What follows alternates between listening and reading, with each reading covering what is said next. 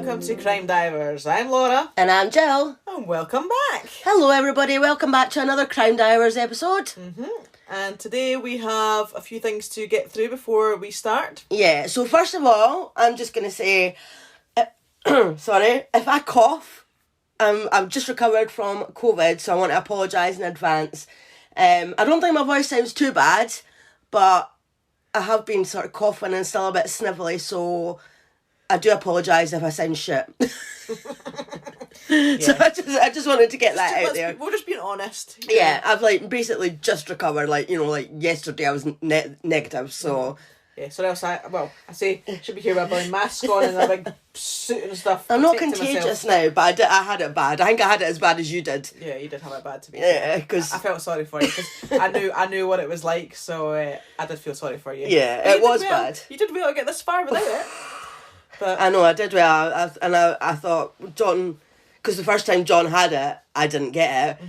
And so John got it again, and I'm like, oh, I'm fine, I've got a superpower. I don't get COVID. And then I text you, didn't I, going, I've lost my superpower. Yeah.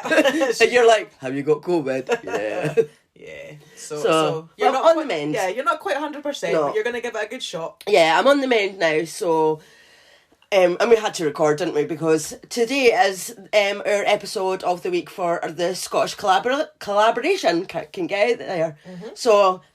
many of you might have noticed that we've already had episodes out yesterday, because this week from Monday to Sunday is the Scottish collaboration, and we're playing other Scottish Pods episodes all week. We are. So today we are just there's three. Is it three? Yeah, 3 companies who are taking part in the Scottish collab. So we're Laura is going to tell you a bit about them because. You're resting your voice for your episode. Well, yeah, I'll still butt in. Yeah, probably, yes. But so I'll hand you over to Laura. Yeah, so I'm just going to tell you about a few of the companies. So the first company is Spellbound Caithness. So are you spellbound by bewitching gifts? Do you need a little magic and sparkle in your life? Then Spellbound Caithness, the unique and quirky online metaphysical gift store, has a gift just for you.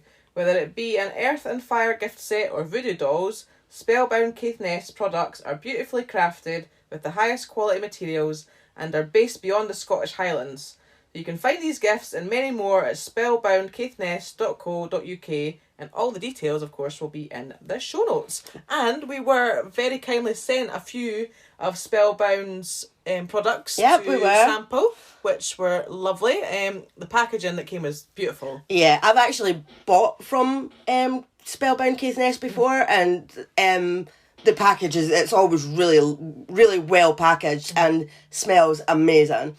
So, should we tell everybody what we got then? So yes, so we got some Camin Pillow Mist. So that's lavender, isn't lavender, it? Yes, oh, I love lavender. Get that spray on your pillow, and it can, I guess, calm you for your night's sleep. Yeah, hopefully, I think I'm going to try that later because I've only had 3 hours sleep. So and I've tried this, which is. It's a little pot of calm. Yes, a little pot of calm, which is it for anxiety? It's for anxiety. Yeah, so, you just rub some on the on your temples and your wrists. Yes, which I have done. I have done already. Are you feeling calm? I do feel quite calm, actually. Well, you always feel calm when you're with me. We're just sitting in the pod room. You've got nothing to feel anxious about. No, that's true. I'm feeling quite relaxed. Right? Yeah. But yeah, I mean, I thought I'd. And does it smell? Yeah, it smells. Let me have a smell. Nice, actually.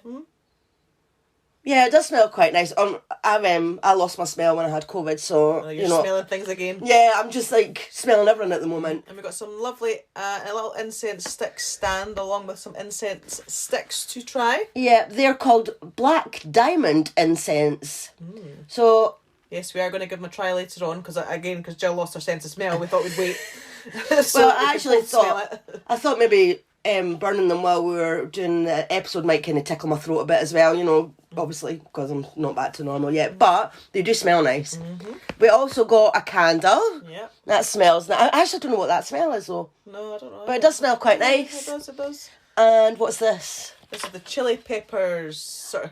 It's like pizza dust. Pizza dust, yeah. Yeah. So it was like really hot chilies and Yeah, like blend the stuff and you just obviously sprinkle on your pizza, or I guess anything. Maybe Well, not necessarily yeah, pizza, I suppose, but to add some flavour, you could put it into like maybe your spaghetti bolognese or something like that. And make it really hot. I should try it on Justin. I should like put some in there. Yeah, see what John likes really hot stuff. Actually, I have to say I'm not a fan. I can't do hot. I like a little bit hot, but I do struggle with the real hot stuff. So well, this one's called Hellfire, so it sounds quite hot. But I reckon John would probably like that. So we should maybe try Justin and John with that one and see if they like it. Absolutely, but they're all very lovely products. So thank you very much, Kerry from Spellbound. Yep, thank you very much, Kerry. Much appreciated. And I will put photos on our social media. So if anybody wants to go and have a look at the product, and also we'll put Kerry's information in the show notes, so you could go on and have a look at her website, which there's a lot of nice stuff on the website, and they're reasonably priced as well. Yeah, absolutely. So our next promo, are you planning a trip to Scotland, and are you looking for advice and tips about places to visit and things to see? Or are you looking for a one-to-one consultation to plan a completely unique and memorable trip to Scotland? Whatever your requirements, Scottish travel blogger, writer and itinerary planner Suzanne from Adventures Around Scotland has you covered, with either her Scottish travel guide, her Scottish travel blog or her travel consultation service. So what are you waiting for? Visit adventuresaroundscotland.com and begin your journey to bonnie Scotland. And again, all the information will be in the show notes. And I would definitely recommend coming to bonnie Scotland. Absolutely. Because it is a beautiful place. Do you know? And it has beautiful people. Exactly. Sometimes I feel like I don't know half of Scotland. Oh, God, no. We've not seen places. hardly any of it. So, 100%, if you're looking for some tips and advice... Yeah. Definitely. Then get in contact with Suzanne. Yep, at Adventures Around Scotland. Yep, so as Laura said, the information will be in the show notes.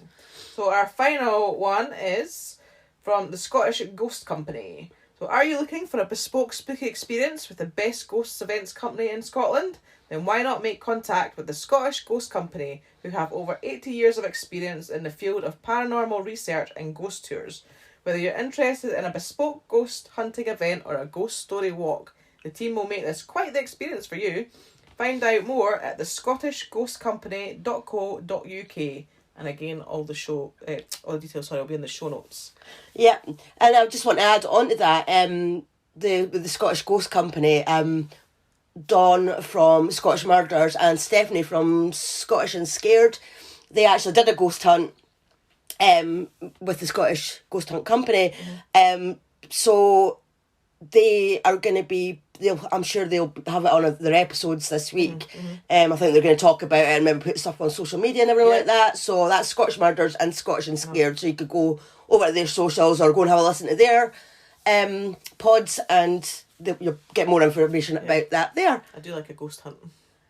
Well, we were going to go. I know. We actually were going to go on this ghost hunt, but it did get changed about a bit with the dates, and the eventual date we actually ended up we couldn't make it. No. I'm not actually sure if I had COVID when they went anay. Yeah. I think maybe I did have COVID. Yes. Anyway, or maybe John had got it, so I wouldn't have been able to to go out. Maybe But another time. Yeah, maybe another time we'll do it. But yeah, we were actually going to do it.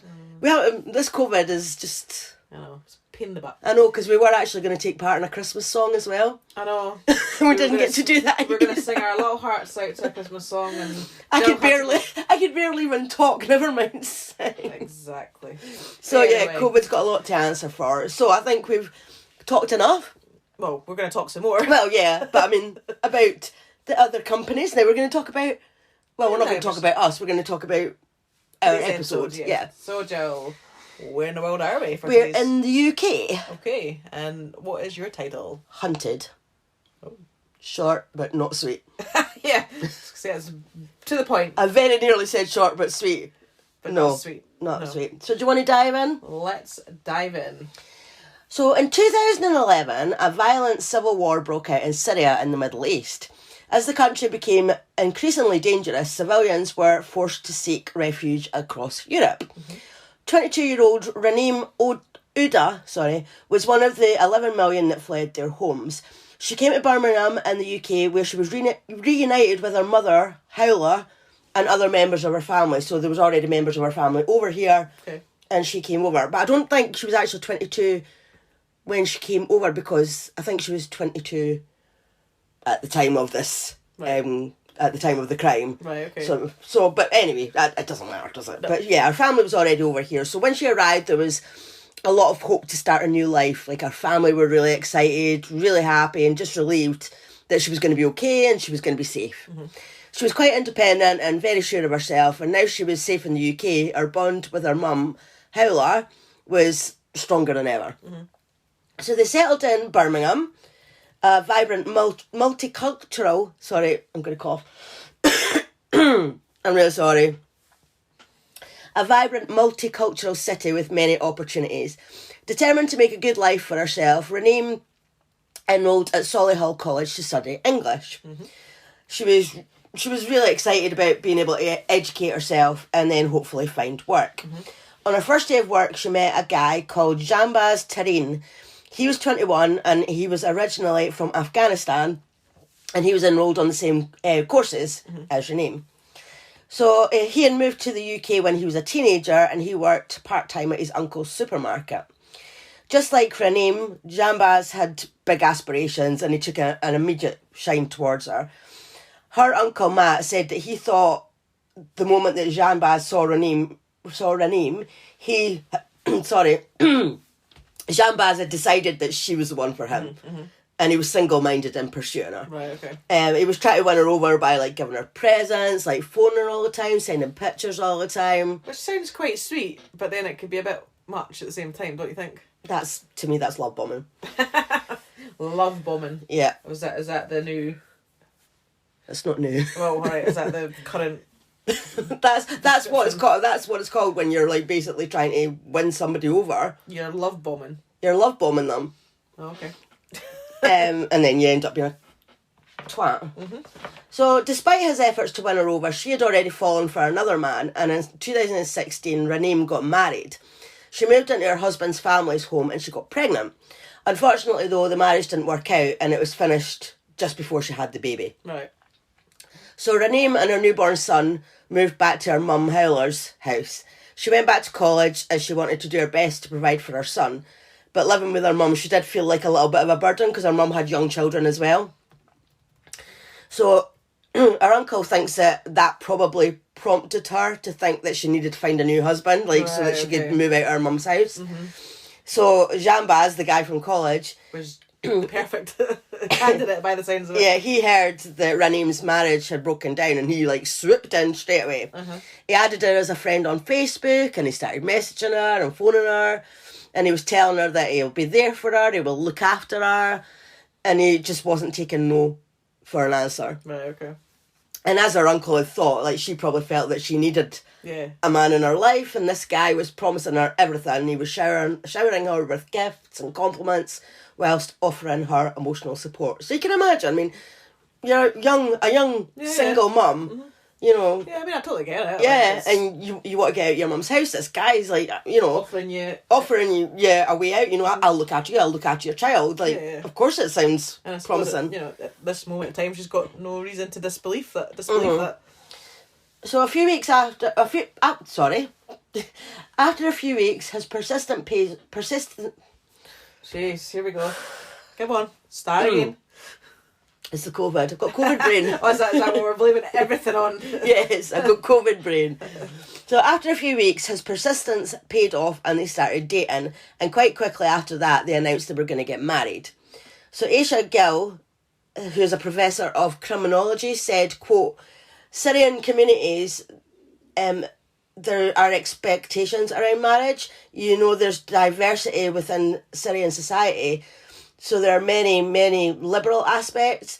Jambaz, his society is very different and in some ways very conservative. So they decided to have an Islamic nikah, which is basically an Islamic marriage, which allowed them as a couple to have legitimacy within their own communities. You know, with them being so different. Right, okay. But having this Islamic marriage allowed them as a couple. Oh, okay. To have legitimacy. I mean, right, okay. Yeah, we can't comment because we don't know about stuff like that, do we? Totally different religions. So exactly. So they had a small ceremony at home, and Raneem's family tried to welcome Jambaz into the family, but they struggled. Raneem's auntie said you just couldn't tell anything about him. Like when she looked at him, it was just like looking at an empty shell. He was very distant. He didn't talk much. He didn't smile, and there was only one member of his family at the wedding, which was an uncle. Right. So that tells you quite a lot there, then. Well, yeah. I mean, some people do drift apart from their families and stuff, but it's your wedding, and I always think, again, honestly, I don't know much about the Islamic religion, but I always thought their families seemed quite close, so you'd think that they would be at the wedding because they're. But then maybe if there's just something's happened that's caused them to not be. So, sorry. You think you would actually knock off after having a drink? Honestly, I'm sweating. Raneem's family just found that odd. It just didn't make sense that his mum and dad weren't there. Raneem later told her family that on their wedding day, Jambaz had said to her, quote, "Today you are mine, and in my culture there's no divorce. The day you leave me, the day you go to your grave, I will kill you and your family." End quote. Well, that's not something you're supposed to say to your new wife. Really? It's not very romantic, is it? That's awful. That's absolutely awful. Yeah, so basically saying, right, we can't get divorced because of his culture. We don't get divorced. So basically, if you leave me, I'm just going to have to kill you. Yeah. And your family as well, for whatever reason. God, which is absolutely awful. It's like alarm bells going off in my head. I know, I'd be like, what about annulment? Yeah. Can we do that? Yeah, exactly. So, we haven't consummated yet, so can we do that? 100%. But that aside, Raneem, she was happy in her marriage at the beginning. She was getting on well with Jambaz and all was good. But in the autumn of 2017, Jambaz told her that he was taking a trip to Afghanistan. And he told her it was something to do with changing his passports or changing documents to travel. It was something to do with documents, travel, Yeah, right. He was just like, right, I'll see you. Right, fair enough. But when she tried to phone him while he was away, he would never answer. So she was obviously worried, and Howler, her mum, suggested that they contact Jambaz's dad. So Howler got a hold of Jambaz's dad, and he told her that he didn't want his son to be with Raneem. Okay. Which I thought that was rude. Oh yeah, that's a bit rude. But there was actually a reason for that. Alright. And the reason was that he was already married with kids. Oh, that may be why their family wasn't at the wedding then. Yeah, I remember why his dad didn't want him to be with Raneem. So Jambaz was married, and they had 3 kids at the time, and his wife was currently pregnant with their 4th. And was they in Afghanistan? Yeah, they were in Afghanistan. Which is obviously why he's went there. That's why he's there. Yeah. Uh-huh. So of course Raneem and her family were horrified by this, and 2 months later, Jambaz eventually returned to the UK. So he just fucked off for 2 months. Clearly to see his other family. To see his other family, and did he not think that his new wife would be wondering where the hell he was? Well, exactly. But then, obviously, he didn't care. No, as you'll see, he doesn't. So as soon as he got back, Raneem confronted him about his secret life, and she actually recorded the conversation on her phone because she was scared of how he would react. So the pieces of recording that I heard, because there was a thing on YouTube, and I heard a couple of bits and pieces of recordings. So I heard Raneem saying, quote, "It's not easy to find out everything, and you want me to smile at you." And so, because he was obviously expecting her to be, everyone's all right, why are you not smiling? What's wrong with you? And so, if you find out now I'm cheating on you, you will smile after 2 minutes. Oh. Because, well, I'd be like that as well. You're expecting me to smile, so if I cheated on you, would you be smiling? Exactly. And he replied with, quote, "I'm not cheating on you, I went to my wife. She's my wife, so I'm not cheating on you." End quote. But you're not allowed to have more than one wife. Well, apparently there is. Their culture, yeah. Yeah. Oh, okay, I suppose. So, it's still... But he was acting like it was no big deal. That's my wife, so what? Yeah. But then if it's no big deal and he wasn't bothered about it, why not say why didn't he not tell her? But that's what I've said, yeah. But he just played it down, didn't care how Raneem felt about it. And when she asked, quote, "So you made her pregnant, that's not cheating?" And he said, "No, because she's my wife." And you can hear it on the recording, and he's so just, "What are you on about? She's my wife. What's your problem?" Yeah. That's what it sounds like. So the culture of Afghanistan's largest ethnic group, the Pashtuns, is the one that Jambaz belonged to. Believed to date back more than 2,000 years, the Code of Pashtunwali sets out standards for individual and communal behaviour. Aisha Gill, the criminologist that I mentioned earlier, said, "We know from the patriarchal family structure of Pashtun society that the women are rarely seen. And in Afghanistan, it's permissible and normal to take more than one wife." Right, okay. And she had said that, "I do believe it gives man and those in that society a sense of real currency." And I thought, currency? Like... Power? Yeah, is that just sort of... Like, so if you've got more than one wife, that rich. must... Yeah, you're rich and... Yeah, I think that's probably what that means. Yeah, you're rich. But I mean, fair enough, again, obviously, totally different culture. I mean, obviously that's not what our culture is, but if that's what their culture is, but then why wasn't they up front with her about that? Well, exactly. I don't have a problem with it. I mean, as I said, it's not what we're used to, but if that's part of somebody's culture, that's who are we to say, exactly, what they do in their own culture. Of course, but why are you not being upfront about it? That's the issue I have with it. Yeah, exactly. And this is why he didn't seem to think he was cheating. But if he didn't see it as cheating, as Then we said, why wasn't he upfront and honest about it in the first place and told Raneem that he already had a wife? Exactly, and then she could have made a decision whether she wanted to be part of that or not. Exactly, she could have had the choice. Exactly. So, anyway, she told him that she wanted a divorce, and he said no. And she moved back to her mum's house, and Jambaz was furious. He would, like, go to Tyler's house and, like, kick the door and everything in. And, like, one day he sent her auntie a photo of Raneem's name on his arm in big cut. So, basically, he had carved Raneem's name into his arm. And it was bleeding, and there was like big gashes in his arm. Like I saw a photo of it, Right, okay. and it looked horrendous. And he sent that to her auntie. Like, what the fuck are you doing? That's very random. And Raneem and her family were obviously alarmed by this and probably a bit scared. Yeah, totally. Because Raneem, Raneem's probably thinking, well, if he can do that to his arm, he can do that to me or worse. Yeah, totally. Sounds terrifying to me. Absolutely. So Aisha Gill said about that, quote, "When we look at cases where men self-harm in the context of domestic violence, I do strongly believe that it's about power and control and the lengths that they're prepared to go to," end quote, which, totally agree with that. So after seeing the picture on Jambaz's arm, she told her family she was going back to him. So she took her son and they both moved back in with him because I think she was just too scared not to. Like, she thought it'd be worse if she didn't go back. So Raneem started recording evidence of his violent outbursts towards her. So she obviously knew that she was in danger.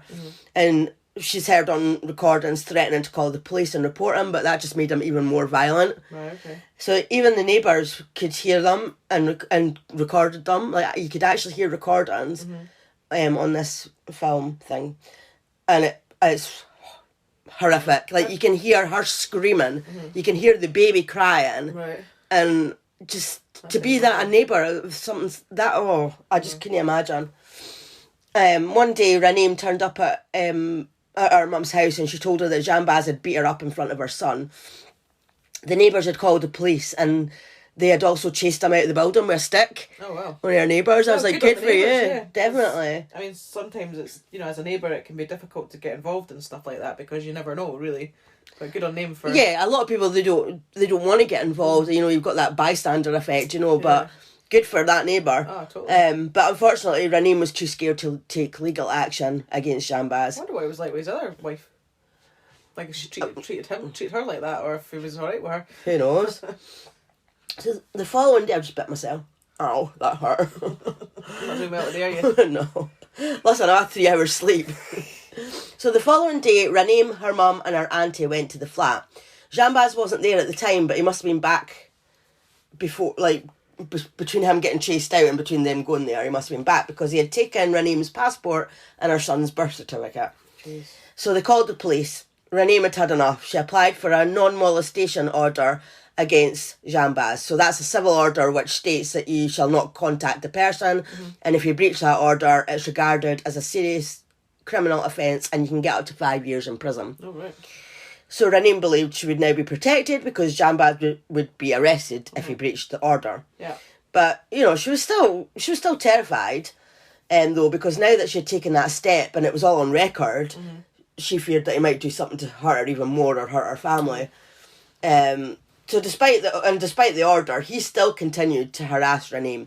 He would follow her everywhere she went, and even at one point she was at her uncle's house, and they could see him just driving up and down the road past the house. No matter where she was, he would find her, or he would have followed her there. Like I actually would be really awful. That would be terrifying, and even being part of her family, like she's sitting in her uncle's or auntie and uncle's house, and even for them to be sitting and like if that was me and it was my niece sitting there, I know I'd be going, you can't leave. No, I can't let you leave. I'm too scared because God knows what he might do. Yeah, and if and I'd be fearing for myself as well because I was like, it's my house that he's driving up and down. Yeah, exactly. Past. So one day she was sitting in the garden with her mum and auntie, and she said to her auntie that she felt her time was going to be up soon and that one day Jambaz was going to kill her. Oh, God. And this was when her uncle decided maybe having a face-to-face meeting with Jambaz would help. He sat him down, made it clear to him what the court order meant and that the relationship was over and that he had to move on. Because he was, he was maybe like man to man, Yeah, try to do the decent thing maybe and just have a conversation about it. I just think, does he not feel embarrassed? Like that this other grown man is having to sit him down and have words with him and tell him off? Yeah, exactly. Explain him what something means. I just think he'd be embarrassed, but he was like, well, why are you involved? What's it going to do with you? Well, that's my family, so of course I'm going to be involved. And he's like, well, she's my wife. Like, how dare you come and tell me what I should do? So Raneem's uncle, like, said he could tell that Jambaz was, like, holding himself back. It was like he could see that he was seething with anger, but he was trying to show that he wasn't, because, he was trying to be like, no, I'm fine, I'm the, Yeah. But the meeting mustn't have helped because eventually the meeting must have helped because eventually Jambaz agreed and he finally left Raneem alone. Right. So she was so happy. She was like, she started to enjoy life again. She was going out and out with friends and things like that. And on Sunday the 26th of August 2018, which was a bank holiday, she went out for the evening with her mum Hela to a local shisha lounge in Birmingham. And like both of them, they were just so happy that she had freedom now, so they were going to celebrate it. So she met Raneem met Hela at the shisha. Sorry, now I'm COVID. Excuse me. Do you have COVID? I hope not. Just trying to steal my thunder, aren't you? I'm sorry, but it's alright, Tickle. I could feel it coming. We're not doing a very good professional podcast today, are we? No, we're not, are we? Yeah, so Raneem met Howlett at the shisha lounge, but minutes later, Jambaz turned up. So, watching CCTV footage, criminologist Aisha Gill said, quote, I got a sense that this was a man who was enraged. It was a public shame. She had gone out for the evening without his consent. Ugh. So not only has my wife taken out a court order against me, she has left me. And in terms of his own masculinity being dented, affronted, I do strongly believe that he was seeking revenge by any means necessary. End quote. Okay, so we're just going to stop there and tell you about today's show sponsor. So support for CrimeDivers podcast is brought to you by Manscaped, who is the best in below-the-waist grooming. Manscaped offers precision-engineered tools for your family jewels. Manscaped recently launched the ultimate hygiene bundle for the man in your life, the Performance Package. Help him join over 7 million men worldwide who trust Manscaped with this exclusive offer for you. 20% off and free worldwide shipping with the code DIVERS20 at manscaped.com. If my math is correct, that's about 14 million shaved balls. Now, I've got to say, I do like a clean-shaved man, so when Manscaped offered to send our husbands a gift, we of course had to say yes, please. The Performance Package 4.0 is by Manscaped has arrived, and obsessed is an understatement. Inside this package, you'll find their Lawn Mower 4.0 trimmer, Weed Whacker ear and nose hair trimmer, Crop Preserver ball deodorant, Crop Reviver toner, Performance boxer briefs, and a travel bag to hold his goodies, or yours if you steal it. First off, the Lawnmower 4.0. This trimmer is the future of grooming and, dare I say, the greatest ball trimmer ever. Justin is delighted with it and he says he's never felt smoother. Ladies, it's so good. I'm actually thinking of getting one for myself. Their 4th generation trimmer features a cutting edge ceramic blade to reduce grooming accidents thanks to their advanced skin safe technology. The Lawnmower 4.0 is waterproof and also has a 4000K LED spotlight for a more precise shave. Say goodbye to his hairy mess on the bathroom floor and sink. The Performance Package 4.0 also includes the Weed Whacker nose and ear hair trimmer, which Justin used straight away and it removed the hair easily and pain-free. The Weed Whacker is also waterproof and provides proprietary skin-safe technology which helps reduce nicks, snags and tugs in his delicate nose holes. Their Crop Preserver Ball Deodorant and Crop Reviver Ball Toner is the hygiene routine he needs for his balls. It's like your skincare routine for his goodies down there. Justin loves these products and says they smell good and they keep him fresh all day. Manscaped even threw in 2 free gifts to the Performance Package 4.0. The Manscaped boxers and the shed travel bag. The boxers are so soft and feel amazing. Justin said once he had used the Performance Package equipment, he put his new boxer shorts on and he said he felt absolutely fantastic. It's time to take care of the man you love, so go to manscaped.com and get 20% off plus free shipping with code DIVERS20. Get 20% off and free shipping with the code DIVERS20 at manscaped.com. That's 20% off with free shipping at manscaped.com and use code DIVERS20. Unlock his confidence and always use the right tools for the job with Manscaped. So Jambaz had followed Raneem to the restaurant and was watching her and Howler from the street. Mm-hmm. He then enters, and when Raneem saw him, she confronted him and he threatened her. She went back to her mum as she was scared, but Jambaz followed her and was still being aggressive. Howler got up to confront him, but in front of everyone, he swiped her phone out of her hand while shouting at her. And it actually took 4 members of staff to escort him off the premises. Wow. So as he was walking out, he turned to Raneem and he did the action of like running his finger across his throat. Mm-hmm. You know, you're dead. Yeah. Mm-hmm. So Raneem called the police, because obviously she's got the order, so she's like, right, phone the police, they'll come and get him straight away. But he ran off and nobody knew where he was. Raneem and her family's understanding was that Jambaz would immediately be arrested if he came within striking distance of her. So she actually felt safe, because she's like, she thought as soon as she called the police, they would get there really quickly, he would be arrested, and everyone would be all good. But she waited, and waited, and waited, and no police arrived. Right. So Raneem and her mum had just been sitting waiting at the restaurant. So eventually they were like, let's just go. Like, the police aren't coming, so let's just go.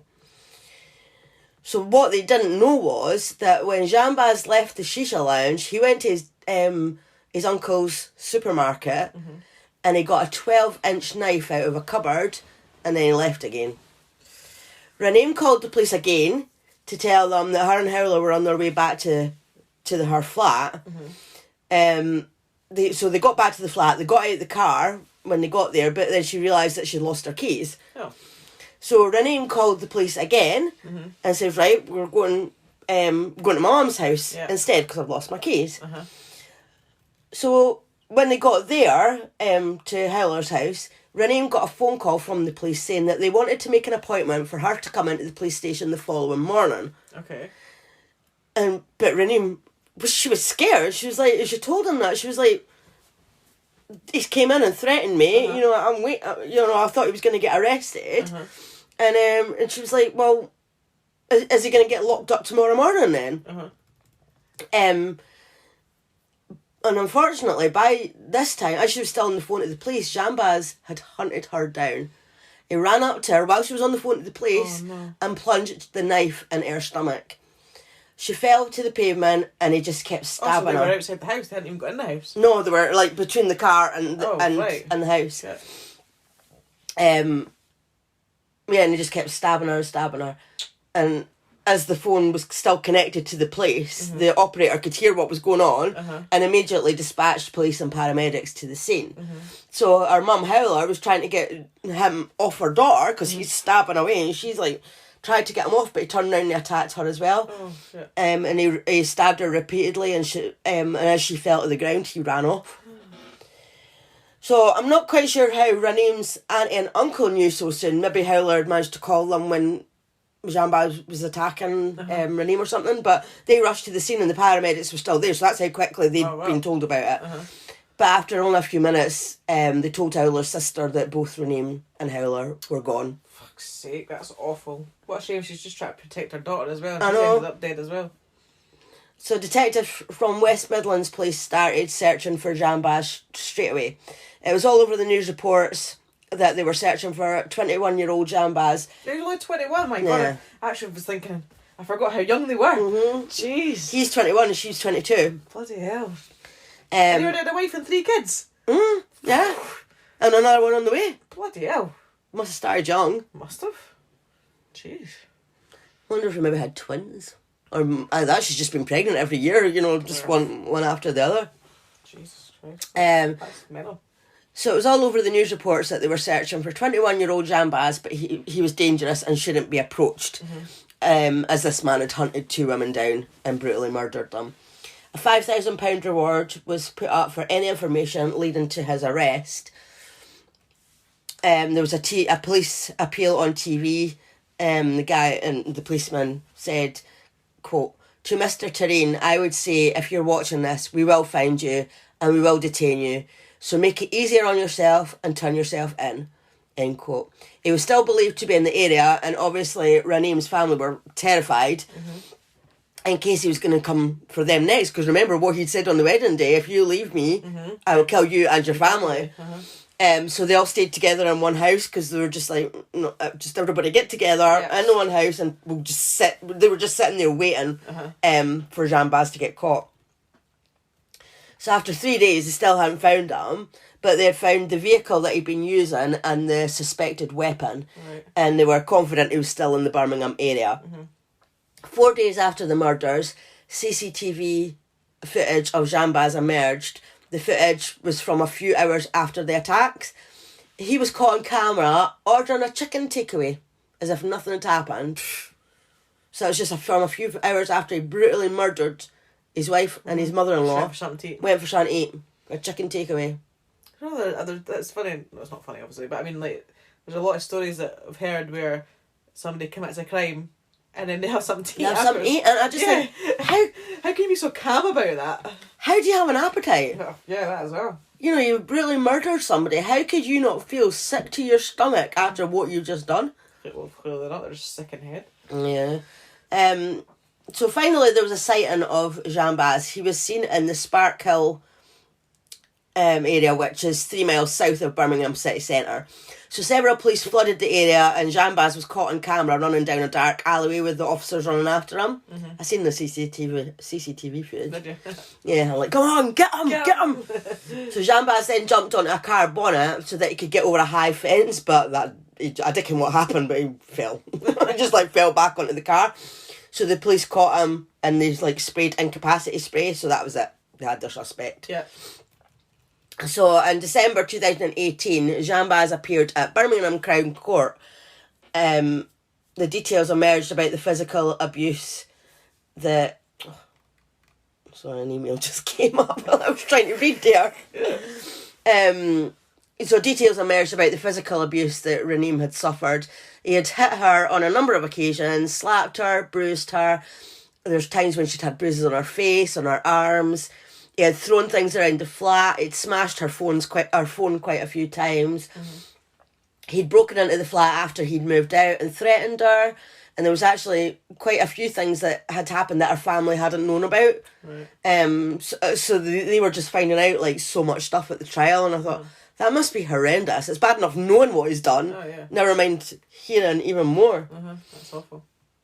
So Jambaz pleaded guilty to both murders, which he had to really, because it was the whole thing had actually been captured on a neighbour's CCTV. Oh, right. So it and had plus the no operator defence. heard it down the phone. Well, exactly. I mean, basically at the shisha lounge, that was all caught on CCTV when he was threatening her and all that, and then the CCTV outside the neighbour's house, plus, as you said, that he was on the phone to the police. And then there was the afterwards. It was, it's, that's the thing these days. CCTV is everywhere. Exactly. So there was no denying. There was no defence. No. So on the 17th of December 2018, Jambaz Tareen was sentenced to life imprisonment with a minimum of 32 years. Good. So Raneem's family are determined to get answers as to whether there were any failings with authorities and whether his deaths could have been prevented. So an inquest was opened because, well, I'd be asking questions because the police never turned up when they were supposed to. Well, exactly, because if she's got a restraining order from him and if he comes within that, then aren't the police supposed to attend? Or, if the person that's taken out phones them? Because normally they have like a special number or something to phone, don't they? I don't know. But, I mean, like,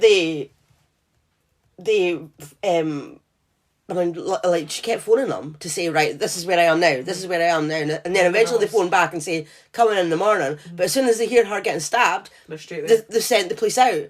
So why could they not have done that to arrest somebody who's threatening behaviour, who's got a restraining order? If they just come out the first time or even just escorted our home, like, safely, then it might have prevented. Well, I saw an article which was dated the 11th of November 2022, so that's the latest thing that I've seen, saying that the inquest into the deaths of Howla and Raneem continues. The evidence so far revealed horrifying failures by the police to follow their own basic policies and guidance when dealing with repeated reports of domestic violence. So the inquest has heard evidence of call-outs to Raneem's address on 7 separate occasions in the lead up to the murders.